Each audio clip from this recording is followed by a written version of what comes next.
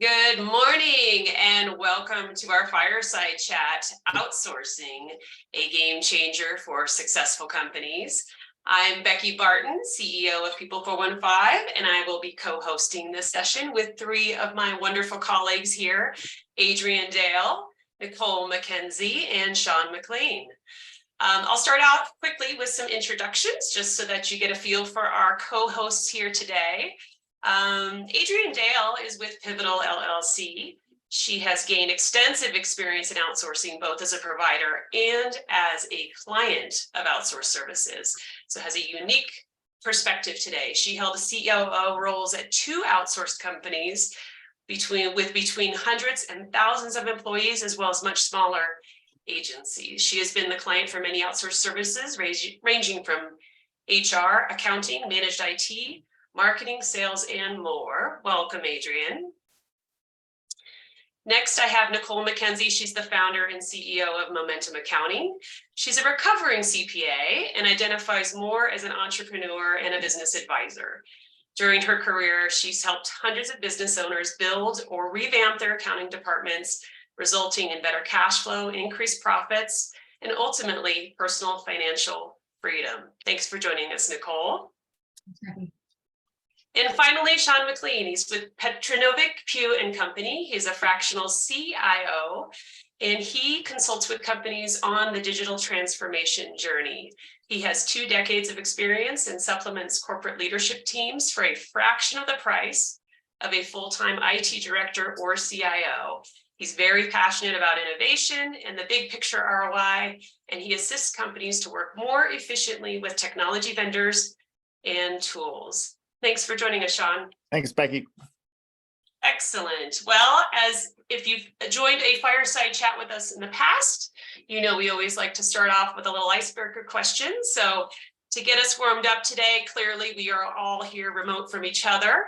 And I'd like to ask each of you, what is your best remote or work from home accessory? And Adrienne, we'll start with you this morning.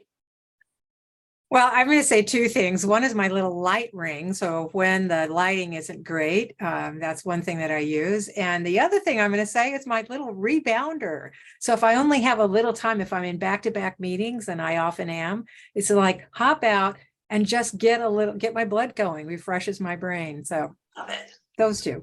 I'll have to look into that one. How about you, Nikole? Yeah, so I've worked from home for the last 7 or 8 years. And if you ever remember like working in an office when you'd get really tired in the afternoon and you wish, man, I wish I could just take a short 20-minute nap right now. So my favorite accessory is having a bed available in case I ever need to take a nap during the middle of the day. Very handy in the home space. So excellent. And Sean, same question to you. What's your best remote accessory? Technology, it's got to be this blue Yeti Blue mic. If you don't have a mic, they're one of the best, and you can get them for just pennies now.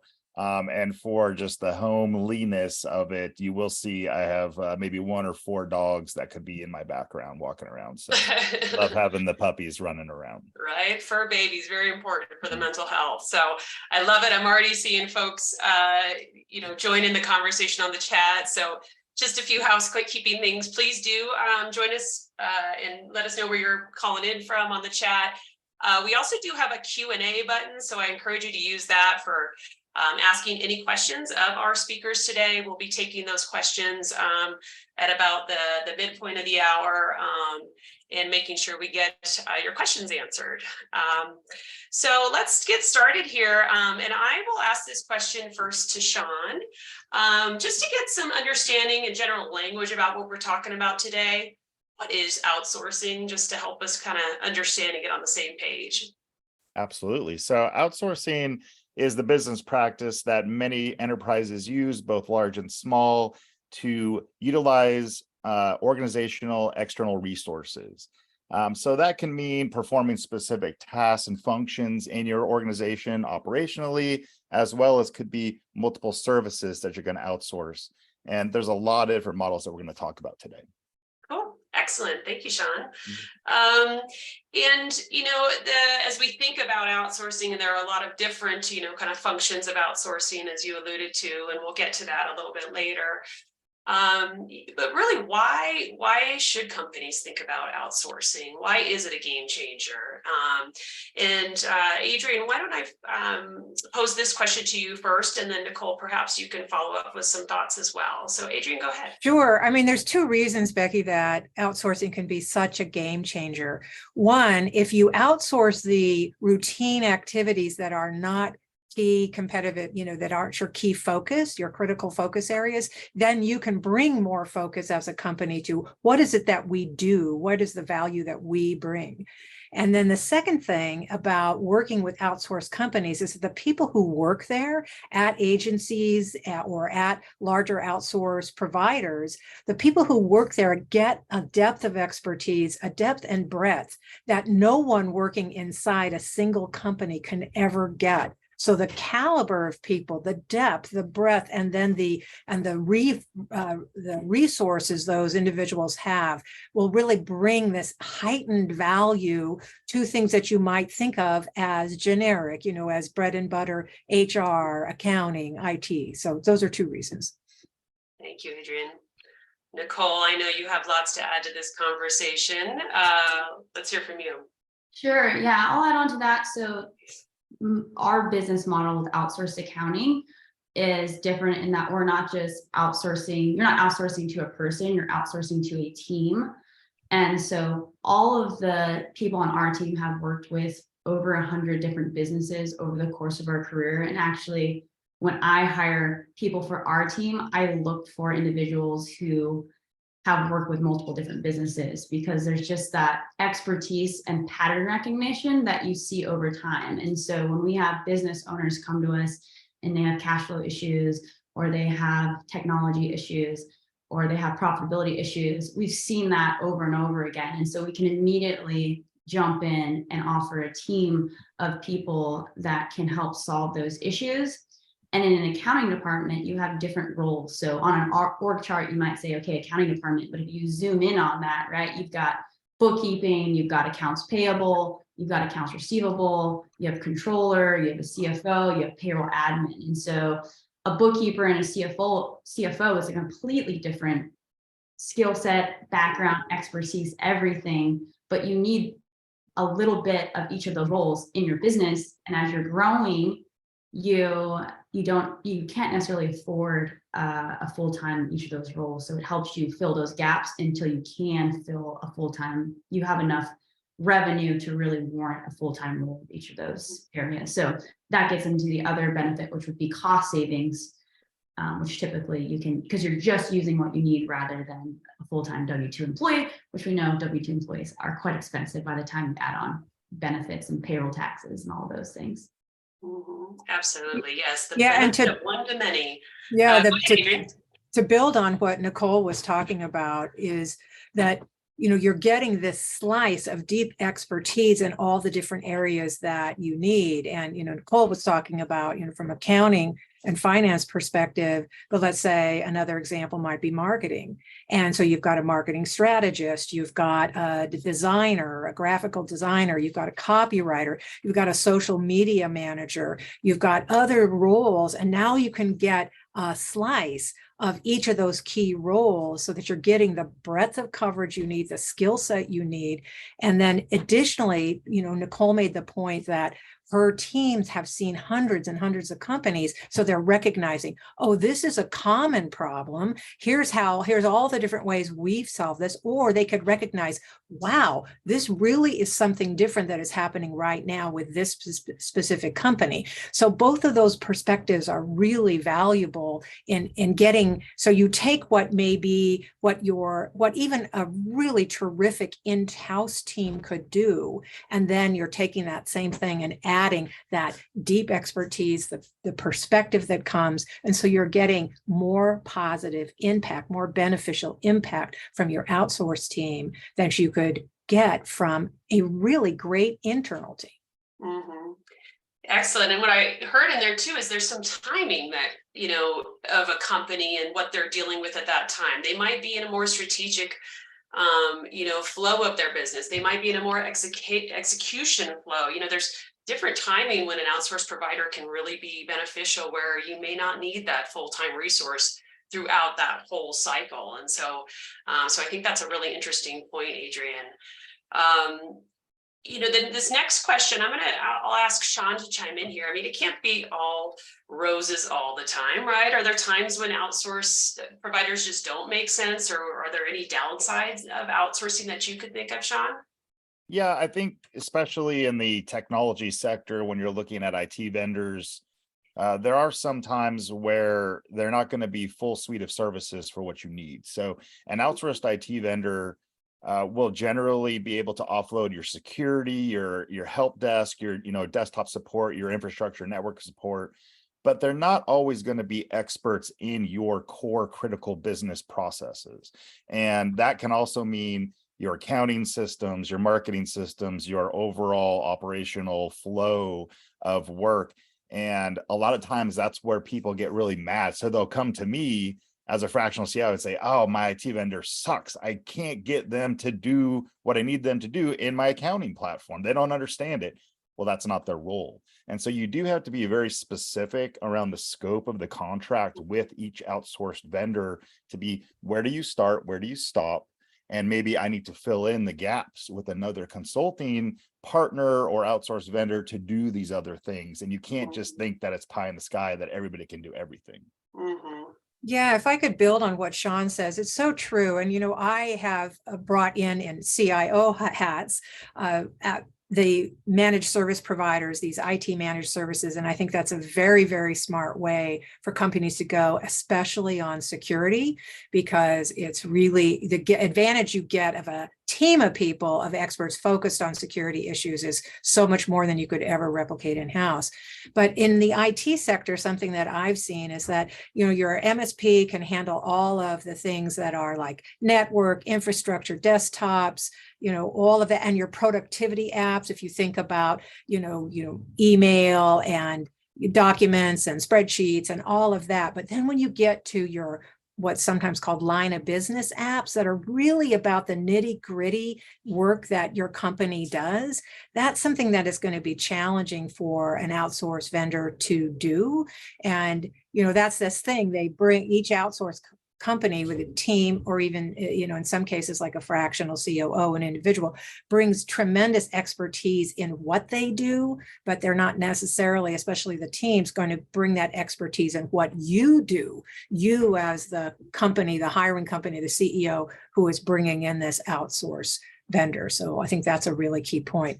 I will want to make a differentiation. If you're bringing in a marketing agency, they're going to be all in your business. They're going to know everything about everything because they need to know in order to be effective. And as a fractional COO, I typically, or if you think about a fractional CFO in the finance side, they need to understand everything that's going on in order to make the right decisions and give the right guidance. So it's a mix depending on the role. Yeah, and I'll add to that I think when the difference between, I think, our team is that we're with our clients, we're looking at the accounting department specifically and trying to understand internal resources that they have so we can plug in there. But our business model is it's a fixed fee for a scope versus someone that might be coming in on more of an hourly basis.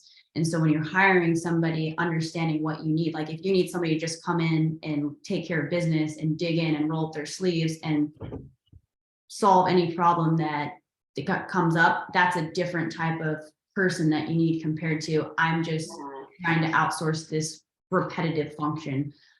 So I think understanding what problem you're trying to solve is important when you're trying to choose your outsource provider. Absolutely. Great point. And certainly different, business functions make more sense than others. And Nikole, I would love to pose this question to you, just in terms of, when a business owner is thinking about what is the right thing to outsource, what are there certain functional areas that make more sense than others? Yeah, I think for a business owner, a lot of there are certain roles that the business owner is really good at managing, like probably whatever service that they're providing that they started with, they're professional, right? So it's very easy for them to say, I know how my service gets performed because it's probably them starting in the beginning. But when it comes to more areas, like for example, marketing, I am not a marketer. I'm not trained in marketing. And so I've had issues trying to manage that function of the business and trying to do things. And I'm just going to be spinning my wheels. And so when we were trying to decide between outsourcing versus hiring somebody in-house, I specifically wanted to outsource because I didn't want to be responsible for managing that person in my business because I don't know how to manage somebody in marketing. And so the value of outsourcing is that you can get somebody that comes in and they can manage the process. And you just have to show up to the meeting and they should be feeding things up to you. Like with the way we work with our clients is we get in there, we already know what we're doing, and the business owner just has to show up to that monthly meeting to review their financials. And they're not, alternatively, if they had a bookkeeper, right, in-house that may not have the expertise, what we find is a lot of our clients come to us and the pain point they're experiencing is that they're leading the process too much. They're constantly asking for information. They're asking the bookkeeper to change different things on the P&L. And they're not getting the information that they need, but they can't quite figure out why, because it's not their area of expertise. Great point. Good. I'm loving the seeing the chat coming through. We've got some humor going with folks joining from the Pacific island of Alameda, just off the coast of California there. As well as from the cold Cape Towns of South Africa. So we've got folks really all over the world joining us, which is fabulous. Let's see here. Let's transition over to, let's talk to, how about, Sean, if you want to start us off on this topic, just in terms of thinking about, there's the different functional areas you might think to outsource, but are there certain stages that a company should think about are the right time for them to outsource? What's too small, what's too big, what goes through your mind when you think about that? Yeah, functionally, it does require a little bit of your market size sometimes when you're looking at the best times to outsource. So if you're a startup, you might just say, hey, we're going to have our head of ops be our IT person, and we're going to wear a lot of hats. As you grow and you get up into potentially that 50 person, 100, 150, 300 person business, that's when you really start to see the scalability needs of an outsourcing. And it can also have a positive effect on increasing your business continuity plan, because now you, like in the IT world, you might be looking at, okay, I'm going to bring in this MSP to offload my security because now I'm big enough. I have $25 million in revenue. I qualify to be underneath the CPRA data privacy law.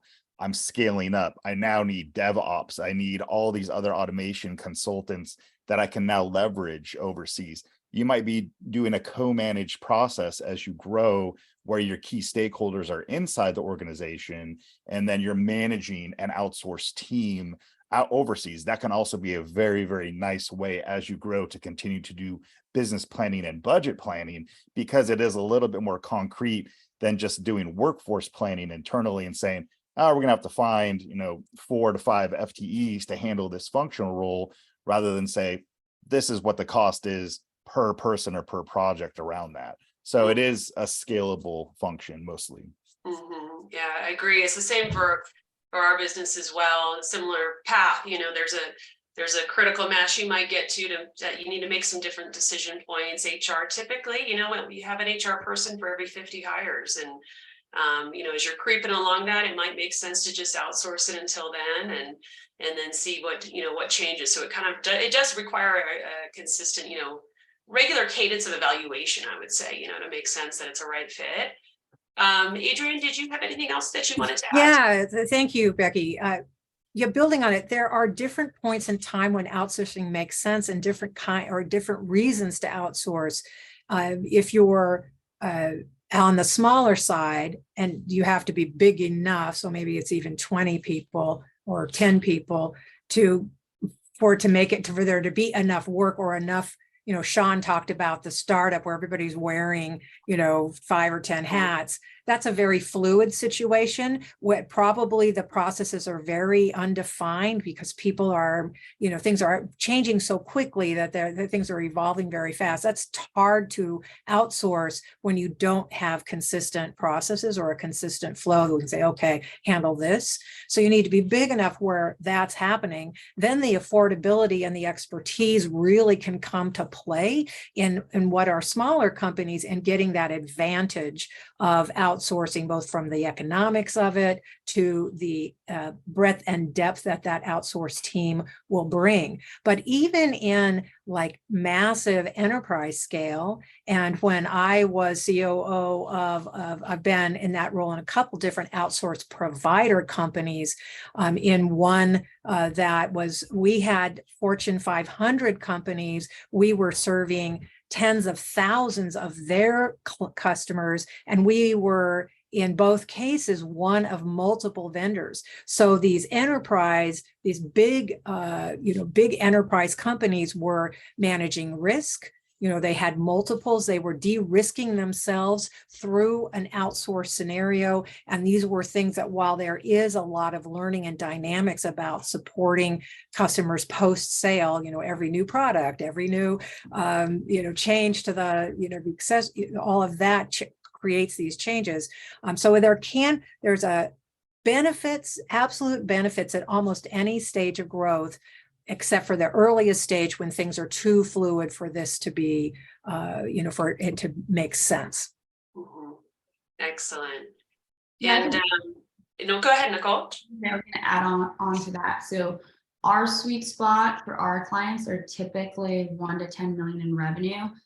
But I would say that there's a time for outsourcing in all stages of a business. It really just depends who and what you need at that stage. So for example, under $1 million in revenue, typically small business owners can get away with just basic bookkeeping or having their CPA firm doing their books on cash basis.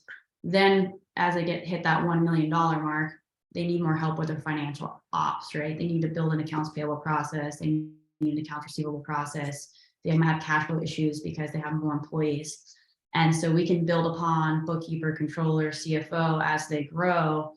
And then at a certain point, they're going to want to start having in-house roles. So for example, we work with a business that does 50 million in revenue, and they have an in-house AP and AR person and a CFO, and we're filling the bookkeeper controller gap. So it's all about plugging in the right resources. The same roles are always there. It's just who you need at what time and how much of that person. Very good. Good. Well, I'm going to turn this next question to everyone. It's about show me the money, right? I know there's a lot of folks that have joined us today, just want to find out a little bit more about, what can an organization expect to cost for outsourcing services? How is that structured? So let's see what, Adrienne, would you mind starting us off on this conversation? Well, sure, Becky. It depends on what you're outsourcing, depends, right? It right? does. So in a lot of cases, your outsource agency can respond on a fixed fee basis. Here's what we're going to charge you every month. It might be $1,000, it might be $10,000. It depends on the breadth of the services. I typically go with set fee, fixed fee agreements with my clients as a fractional COO. But for companies that are outsourcing, let's say we're driven by transactions, there may be a transaction basis for, every, if it's a customer support in a large scale, those contracts typically was X dollars per phone call, per email, per chat message, whatever. So there is a range. And I know that both Nikole and Sean also have some thoughts on, what people can expect. Mm-hmm. And that sort of, scope of work, service agreement, whatever that really is important to get So ironed critical out so that you do understand, especially in a fixed fee arrangement, what each side is signing on for. Sean, could you add a little bit from your perspective? Yeah, especially in the technology world, vendors tend to also have multiple ways to price their models.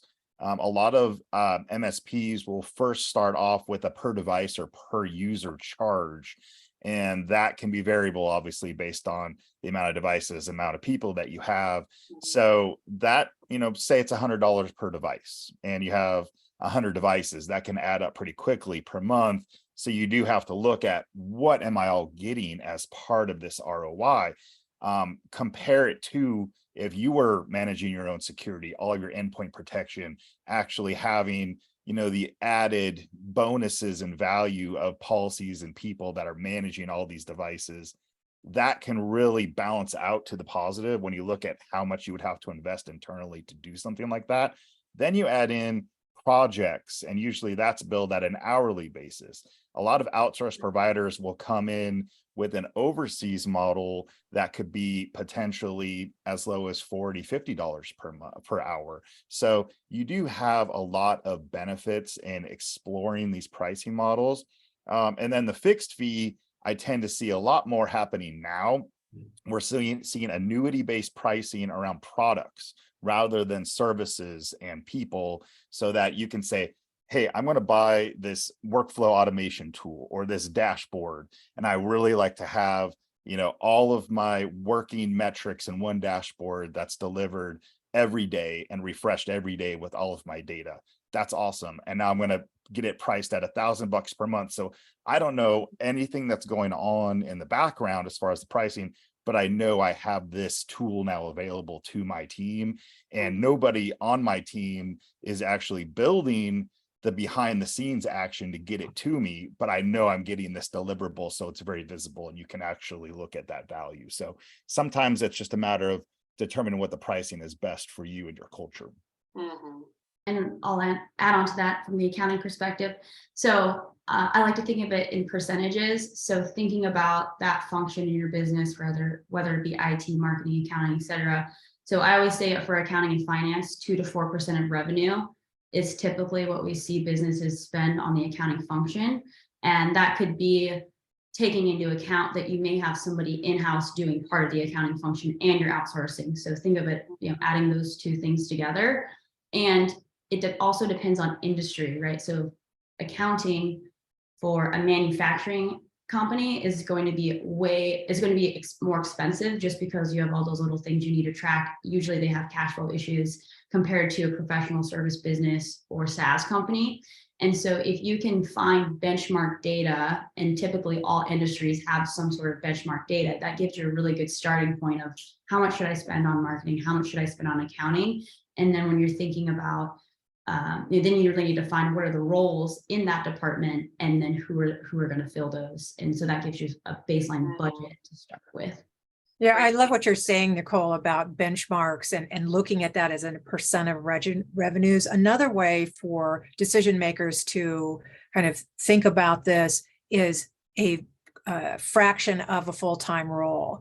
So typically you can get a team of professionals, let's say from Becky's company or Nikole's company, to come in, and that at a fraction of what it would cost you for a full-time resources. IT is another area. For a fraction of that, you can get this team of people. Another thing I want to mention that may be at the top of mind for a lot of you listening is it's hard to hire right now, right? Finding people, you can say, oh, Sean was talking about doing staffing models. And it's like, okay, we need to fill these 5 roles, or, it can be really a special challenge right now. That's another thing that when you are working with an outsourced company, they're managing that. They're managing the management of their people. They're managing the recruiting. They're managing like the backfill.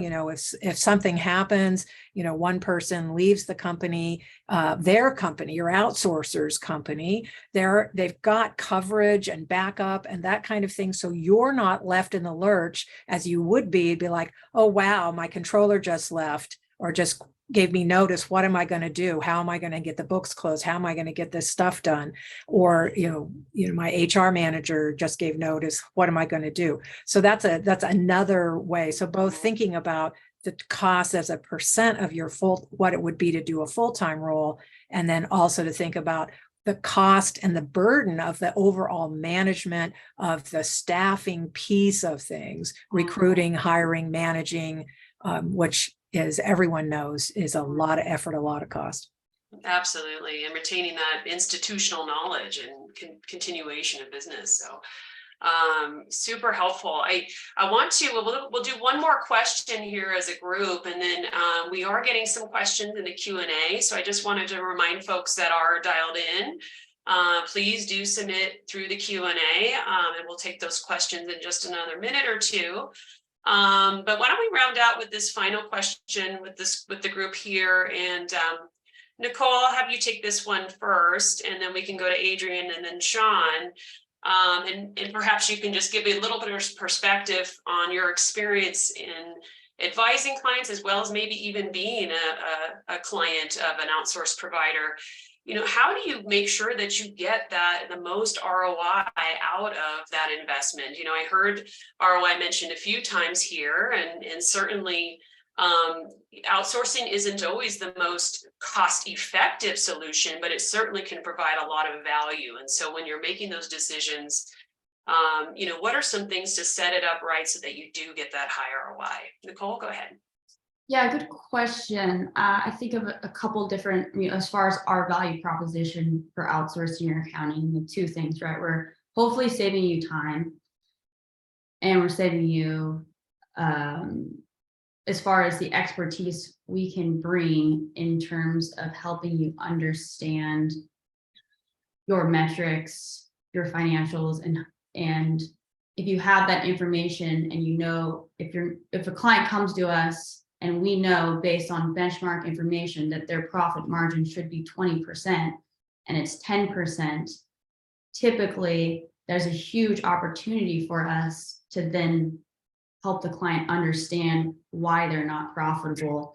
And a 10% difference in profitability typically is going to be more than the cost of our services. And so our goal is always to provide more value than our costs. And sometimes in the accounting function, it's hard because it's not like marketing. We're like, we're going to go out and get you more sales. It's just a function of the business that the business owner has to spend money on. And so we really help our business owners see those things. And then also from just the time savings of how much time business owners are managing the accounting process and how exhausting that is. If we can give you back 5 hours a week or whatever it is, there's a lot of value there too for the business owner to get out of that function completely. And again, just show up to the meetings and get served up the data rather than managing.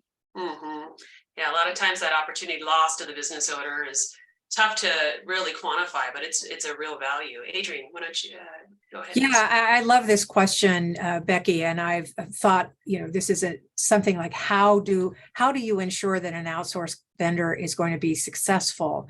And there, because it can make sense on paper, the ROI can really be there, and then the hiring company may inadvertently and unintentionally undermine that value. So when you think about that the outsourced vendors are experts in their business. And I said this earlier, but they're not experts in your business.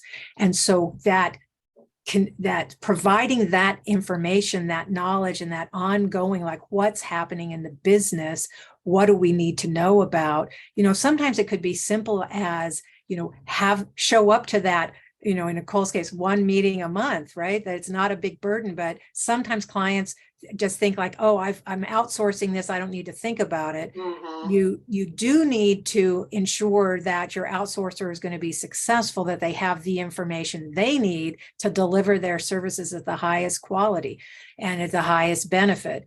And I think another thing that misassumption that people can make that undermines the value as thinking of the outsourcer as the other. They're over there, they're not part of us. And to really bring that in, because your outsourced vendor, like if they're doing, and I've been in the business of doing customer support and technical support at scale, is that we are the front line interacting with your customers. And so we are having that, we're part of what presenting your company. But even for things that are more internal, like the accounting or even HR can be, that you do need to, bring, they're part of your team. So in a lot of ways, there's a contractual technical difference, but the more you can think about it and be inclusive, again, for understanding what's the culture of our company, what's the brand of our company, what's our key messaging, and then importantly, what are the information that is pertinent to that specific function that team, of people need to understand, so they know they can be most effective and have the biggest positive impact in the work that they're doing. Yeah, Adrienne, one of our values at People 415 is co-creation, and so early on with clients in the prospecting phase, and certainly that first kickoff, we want them to know that this is about, the two of us dancing together. We might know the HR compliance stuff for sure, but as far as providing a great solution for your business, it absolutely takes that partnership. Sean, I'm going to come to you with maybe one of the questions from the audience. I think we should keep moving here because I don't want to run short on time. I do know we're getting some questions from the audience, so I want to make good and honor those. And to that end, I'd like to welcome to the conversation Thomas Struck. Thomas is part of the People 415 team, and he has been here helping us behind the scenes on the Q&A. And I want to check with you, Thomas. Do we have any good questions here from our audience? We definitely do. Thank you for looking at the clock. Everybody's been super, participatory, so I really appreciate that. So I'm going to go ahead and jump in, if that's okay. I'm going to ask this kind of to everyone, but I mean, Sean, if you want to take it, this would be perfect for you. And it's, what are some of the reasons that companies and organizations are reluctant to outsource? And it's kind of a two-part question. And then how do you respond to those concerns, and, kind of reason with them through that?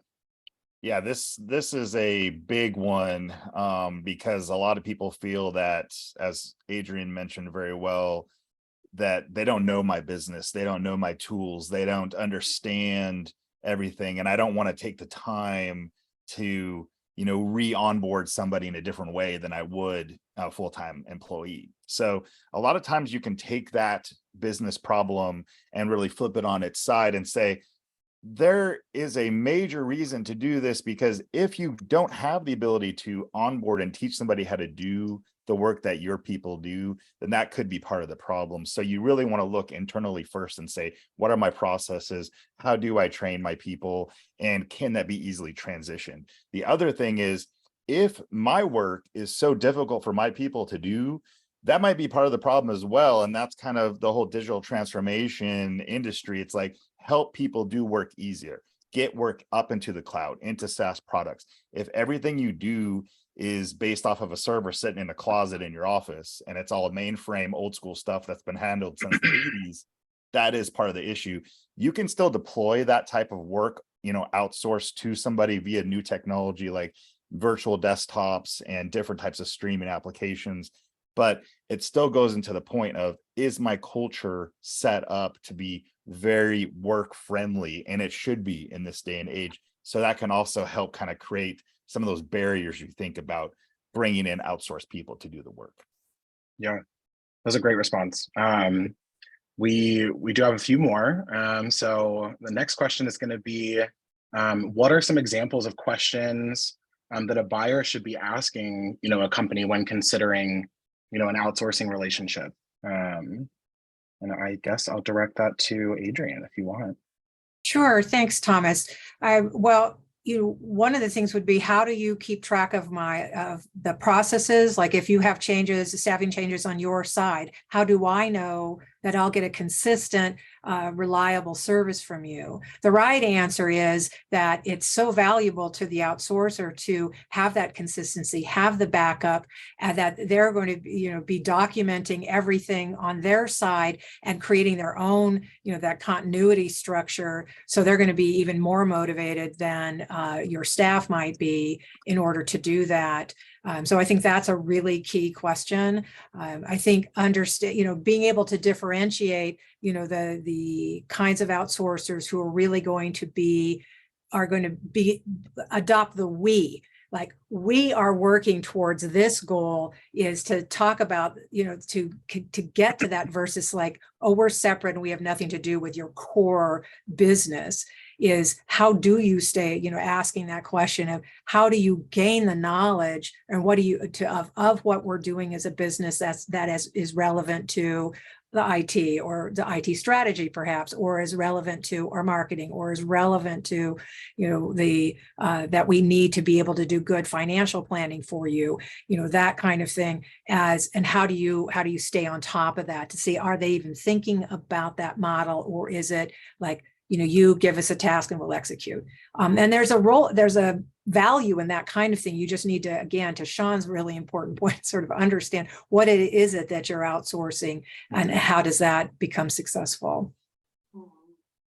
Yeah, for sure. And that kind of, just as far as what it is that you're outsourcing, I've got another kind of complicated question. Maybe this will be more for Becky as it pertains to change management. But, how do you approach a business that already has the role filled at the company level, but ideally they should probably be moving toward outsourcing? So essentially asking the company, to fire someone, and then obviously you'd be the replacement.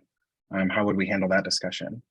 Yeah, certainly that's a can be a really tricky situation, and I will say, going into an outsourcing relationship as the vendor, when I'm coming in, I will say there is always a very diplomatic approach that needs to be taken, because it can be seen as a threat, whether someone's performing or not. We do a lot of audits, we're uncovering a lot of information about an organization, really trying to figure out what their current state is, what state should they be getting to as a future state. And that can be pretty uncomfortable. And so that's generally a first project we recommend, because it really does allow us to see, from hiring through firing, what's happening at this organization today and how are they handling these matters. That can then build the roadmap for that ongoing relationship, right? That it is a really defined project that we start with, but it does open up the ability to say, okay, now that we know everything's on the table, these are the items that need to be fixed. Now, would People 415 come in and say you should get rid of these people? No, we're not going to do that. But, can we up-level the current talent? Can we get them some additional training? Can we get people in the right seats and move things around? If not, then what can we do, right? And create that roadmap with the company. So it could be a matter of, over several quarters, making some changes. Certainly we have been part of those kind of contingency plans with an organization does have that in mind. It does certainly come up and allow, the company to grow as they need to. Not every founding employee is the right employee once you get over 30 employees. A lot of times you do need to make those changes as an organization, and business leaders can make those decisions. And we're just here to support those decisions and treat people, in a humane manner and board them in the best way that we can. So I think it's a great question, and definitely one that has a lot of complexities, but there is a formula and a process by which to do it, for sure. Becky, I'd like to add to that. I think it's really important. First of all, and Nikole made this point, it's not an all or nothing decision. Sometimes it could be a blend, like you've got some internal people and you've got some people who are coming in through an outsourced management. The other thing is that the assessment, that initial evaluation, I always start my engagements there. What's going on, and what are the challenges we're facing, and do a really objective assessment that, in my case, is always standalone. Here it is. Here's the findings and recommendations. There's no further obligation. And sometimes what's needed is going to be fractional operations leadership, but maybe a bunch of other things, or, in the case of, so I think that as a starting point to really understand, and again, to tap into the expertise of people and businesses that do this at scale. Becky and her team are supporting, hundreds of companies, and, same thing with Nikole, same with Sean, and over there, over years, it gets into the thousands. So that ability to see, oh, okay, here's things that are, common challenges. Here's the kinds of things you can do, or here's something that's unique to your business, and looking at that and, can scale. I did a big project for a local city, a Bay Area city that had about 500 employees. This was in the technology arena, as I sometimes wear a CIO hat too. And, ultimately they had an internal team that was not able to really to provide the level of support. One, because they're individual human beings and they needed 24/7 support. Well, one person can't be 24/7 or even 2 or 3. That's just not what it takes to do that. And that's often needed in a technology side. Ultimately, they ended up outsourcing to a fantastic IT managed service provider here in the Bay Area.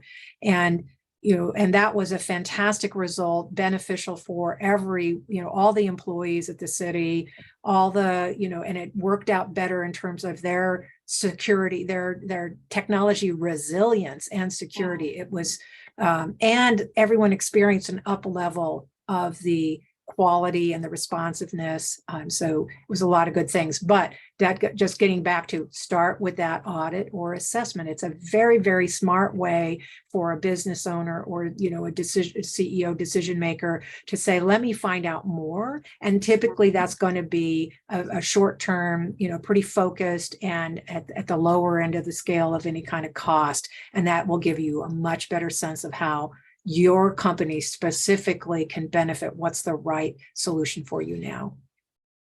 Excellent. Well, Thomas, thank you for joining us. I'm going to take the mic back here since we're coming up on time, and I want to keep our folks on time here. I just want to take a moment to really thank my co-hosts, Adrienne, Nikole, and Sean. Your wealth of knowledge has been incredibly insightful today. I'm very pleased to have you in my cohort here. And I'd like to just remind everyone that, dialed in, please go out and follow us out on LinkedIn. You'll be able to find information for all 3 of our co-hosts as well. We have them tagged in our previous posts. And if you found something insightful today, I'd really encourage you to share it with somebody else on your team, a colleague, what have you. We'll be sending out the recording for this webinar, and appreciate the sharing the love with those that could use the additional insights too. So thank you so much for joining us. Thank you all. Delighted to be here. Thanks, everybody. See you next time.